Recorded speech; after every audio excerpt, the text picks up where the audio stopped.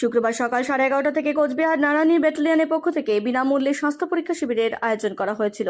এই স্বাস্থ্য পরীক্ষা শিবিরে প্রায় 70 জন নারায়ণী ব্যাটালিয়নের কর্মকর্তা, 15 জন প্রায় রিটার্ন পার্সন এবং বেশ কিছু বৃদ্ধ মানুষ এই স্বাস্থ্য শিবির থেকে বিনামূল্যে স্বাস্থ্য পরীক্ষা করায়। আজকের এই বিনামূল্যে স্বাস্থ্য পরীক্ষা শিবির থেকে সুগার, প্রেশার এবং অন্যান্য বিভিন্ন বিষয়ে পরীক্ষা করা হচ্ছে।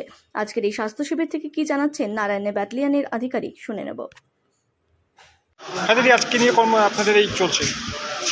আজকে আমাদের কর্মসূচি হচ্ছে আমাদের নারায়ণী ব্যাটালিয়নের পক্ষ থেকে আমাদের মাননীয় কমান্ড্যান্ট স্যার শ্রীযুক্ত মুসলমান সাহা IPS মহাশয়কে আমাদের free medical check up camp organise করা হয়েছে নারায়ণী ব্যাটালিয়ন এবং একটি আমরা সহযোগিতা পেয়েছি মুখার্জি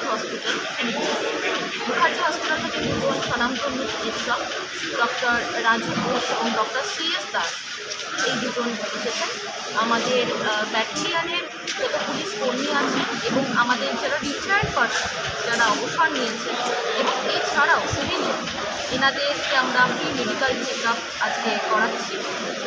এর মাধ্যমে আমরা চেষ্টা করছি যাতে আমাদের পুলিশ পার্সনেরা যখন ডিউটিতে যাবে তার আগে যেন তারা নিজেদের শারীরিক অবস্থার স্ট্যাটিস্টিক্সটা জানতে পারে এবং সেই অনুযায়ী যদি কারোর সেরকম প্রবলেম থাকে সেই অনুযায়ী যাতে তারা সঠিক চিকিৎসা পায় এবং তার সাথে সাথে যে মানুষগুলো এত বছর অবধি আমাদের সার্ভিস ছিল 60 বছর বয়সে অবধি, তারা যেন রিটায়ারমেন্ট, তাদের অবসরকালীন জীবনযাপনে যাতে তাদের শারীরিক দিক থেকে কোনো অসুবিধা, কোনো সমস্যায় পড়তে না হয়, সেই জন্য আমরা সহযোগিতার হাত বাড়িয়ে দিয়েছি।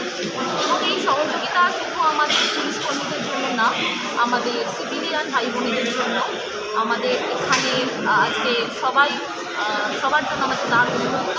আমরা সবাইকে ওপেন ইনভিটেশন জানিয়েছি এই মেডিকেল চেক আপে অংশগ্রহণ করতে। নিজেকে দেখুন, নিজেকে স্বাস্থ্যর খেয়াল রাখুন, কারণ at the end of the day কিন্তু স্বাস্থ্য। বলছিলাম, এই যে হেলথ চেক আপ ক্যাম্পে কী কী বিষয়ের উপর নজর দেওয়া হচ্ছে? আমাদের এখানে MS অর্থোপেডিকও আসছেন এবং MD মেডিসিন যারা আছে ডক্টর তারাও আসছেন।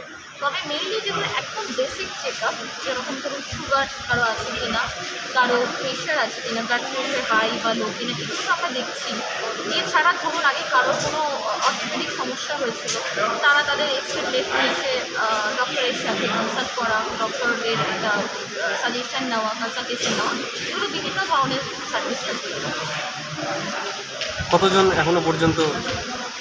এখনো পর্যন্ত আমাদের 70 তো হয়েই গেছে, 70 এস আ নাম্বার, আরও বাড়বে আশা করি।